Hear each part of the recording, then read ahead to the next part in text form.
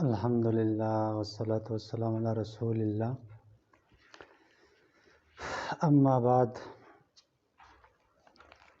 أعوذ بالله من الشيطان الرجيم. بسم الله الرحمن الرحيم. ربي اشرح لي صدري ويسر لي أمري واحلل عقدة من لساني يفقهوا قولي. ډیر زیاتو خوږو ملګرو، د علم نحوی دریم کلاس دی او پرون مونږه د علم نحوی د کوم څیز نه چې آغاز کیږي د هغې آغاز مونږه کړی و، د هغې مونږه اجمالي خاکه پیش کړو چې علم نحو چې کوم دا نو دا بحث د کلمې او د کلام نه کوي او د لفظ نه کوي. او لفظ چې کوم دی نو څه ته ویلی کېږي؟ نو ما یتلفظ به الانسان، چې د انسان نه خولې نه دا څه وځي دغې ته لفظ ویلی کېږي. بیا هغې تقسیم مونږ کړی و چې لفظ چې کوم دی نو په خپله ابتداء په دوه قسمه دی. یو ته ویلی کېږي یا به د دې معنی یا بینی، که معنی وه نو هغې ته موضوع ویلی کېږي، که معنی نه وه نو هغې ته محمل ویلی کېږي. نو چې معنی نه خو په طرف باندې پرېږده، خو چې کوم معنی موضوع لفظي نو په هغې کې به موږ انشاءالله بحث کوو. نو دلته فصل اول دی په دې علم نحو کې. دا داسې وایي چې جو بات آدمی کی زبان سے نکلے اس کو لفظ کہتے ہیں. د انسان نه زبان نه چې کوم څه وځي نو هغې ته ویلی کېږي لفظ. پھر لفظ اگر مانا ہو تو اس کا نام موضوع ہے اور اگر بے معنی ہے تو محمل. حق خبره ده چې که چېرته دا لفظ بیا معنی والا او د هغې څه معنا وه نو هغې ته ویلی کېږي موضوع، او که چېرته د هغې څه معنا نه وه بې معنا لفظ و نو هغې ته محمل ویلی کېږي. پرون په هغه خاکه کې موږ داسې وایو چې لفظ په دوه قسمه شو، یو موضوع شو یو محمل شو.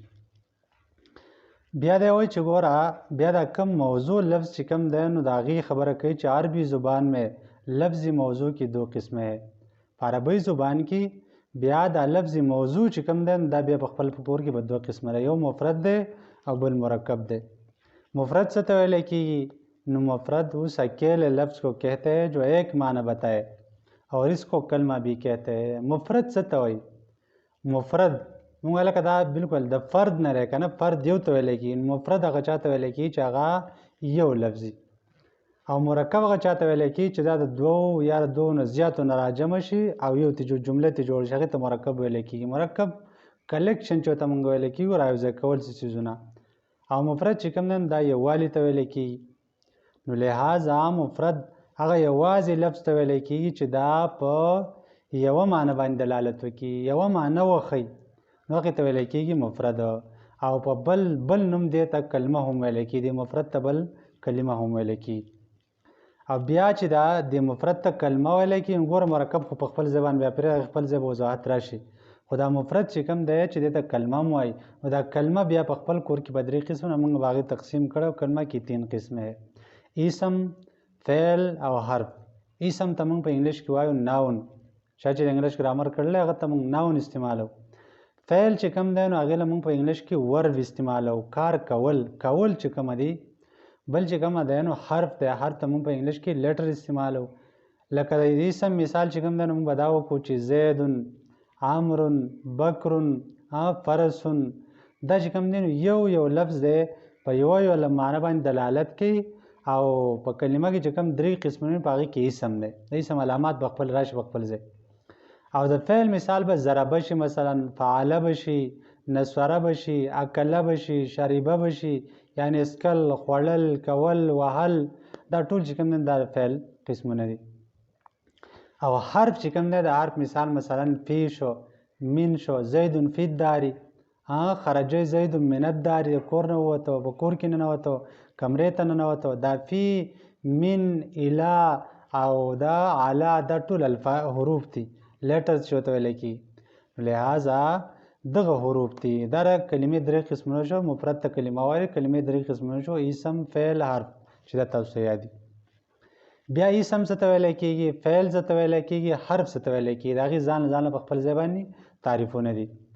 اسم دا مونږ په دې په عربي زبان کې مونږ تعریف داسې کوو چې کلمة تدل علی معنی فی نفسها غیر مقترن باحد الازمنة الثلاثه.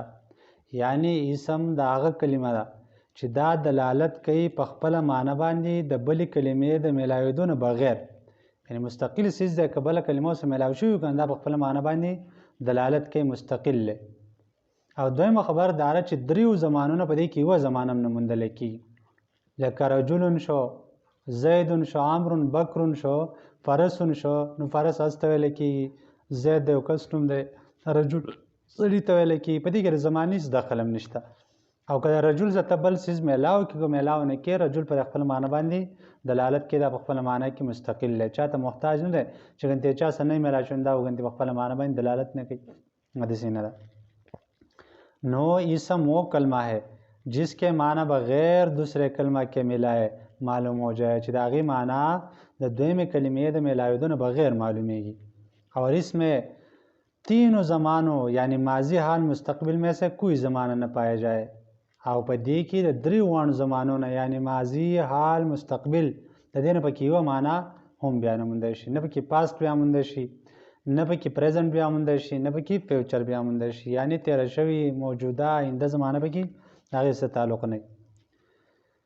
هل جیسے رجل علم مفتاح، رجل سړي ته وایي، علم خو علم ته ویلی کېږي، مفتاح چابۍ ته ویلی کېږي. نو په دې کې د زمانې هېڅ دخل هم نشته. بیا د فعل او د حرف تعریف په خپل ځای باندې راشي، خو د اسم تقسیم د کړی دی چې اسم په خپل کور کې بیا په درې قسمه دی. یو جامد دی، بل مصدر دی، بل مشتق دی. جامد څه ته ویلی کېږي، مصدر څه ته ویلی کېږي، مشتق څه ته ویلی کېږي. جامد هغه اسم ته ویلی کېږي چې نه د دې نه دا د چا نه جوړي او نه ترې نور جوړېږي. لکه مثلا رجل شو، فرس شو. رجل سړي ته وایي، فرس اس ته ویلی کېږي. نه رجل د چا نه جوړ دی او نه د دې نه نور څوک جوړېږي. فرس نه څوک نه دی د چا نه جوړ دی نه ترې څوک جوړېږي. دویم چې کوم دی نو مصدر دی. مصدر د چا نه جوړ نه وي، په خپله د چا نه نه دی جوړ، خو د دې نه نور څیزونه جوړېږي. لکه ضربون شو، نصرون شو. د ضربون نه ګوره یضربو تی جوړېږي، ضربه تی جوړېږي، ضاربون تی جوړېږي، مضروبون تی جوړېږي. دغه شانتې مضرابون، مضربون، دا ټول د دې نه د دې مصدر نه جوړېږي. د نصرون نه نصره ینصرو، نصرا ناصرون منصورون، دا ټول د نصرون نه در د مصدر نه جوړېږي. خو دا نصرون او ضربون په خپل له چا نه جوړ نه دی. دریم چې کوم دی نو مشتق دی. مشتق دې ته ویلی کېږي چې دا د بل چا نه جوړ شوی، یعنی دا د بل چا نه جوړ شوی، د دې نه نور نه جوړېږي، خو په خپل د هر چا نه جوړ شوی. لکه ضاربون به موږ وایو، نو ضاربون د یضربون نه جوړ شوی دی. ضاربون د یضربون نه جوړ شوی دی، یا د ضربون نه جوړ شوی دی. ټیک ده که ناصرون چې کوم دی دا د نصرون نه جوړ شوی دی، ینصرون نه جوړ شوی دی. نو لهذا ته موږ مشتقات وایو. نو د ننني سبق خلاصه دا شوه چې لفظ ته ویلی کېږي ما یتلفظ به الانسان، د انسان نه خولې چې څه وځي دې ته لفظ وایي. بیا دا لفظ چې کوم دی نو که چېرته معنا یې وان دې ته موضوع وایي، که معنا یې نه وان دې ته مهمل وایي. بیا دا مهمل په خپل ځای پرېږده، موضوع له راشه. موضوع په دوه قسمه شو، مفرد شو بل مرکب شو. مفرد څه ته ویلی کېږي چې دا په یو معنا باندې یوازې دلالت وکړي، دې ته مفرد ویلی کېږي. بیا دې مفرد ته کلمه هم وایي. کلمه بیا په درې قسمه شوه، اسم، فعل او حرف. اسم څه ته ویلی کېږي چې دا په خپله معنا په خپله دلالت کوي، په خپله معنا ورکولو کې چاته محتاج نه وي، او په درې واړو زمانه کې یوه زمانه هم بیا نه موندلی شي، ماضي، حال، مستقبل کې. لکه رجل، فرس، دا شو. او دا اسم په خپله بیا د هغه فعل او حرف خو پرې په خپل ځای باندې به راشي. دا اسم چې کوم دی دا په خپله بیا په درې قسمه دی، جامد دی، مصدر دی، مشتق دی. جامد هغه چا ته وایي چې نه ترې څوک جوړي نه د چا نه جوړېږي، نه د چا نه جوړي نه ترې څوک جوړېږي. مصدر هغه چا ته ویلی چې چا نه خو جوړ نه وي خو نور ترې جوړېږي. او مشتق هغه چا ته ویلی کېږي چې دی د بل چا نه جوړ شوی، نور ترې نه جوړېږي خو دی په خپله د بل چا نه جوړېږي. نو دا نننی سبق شو، دریم نمبر سبق.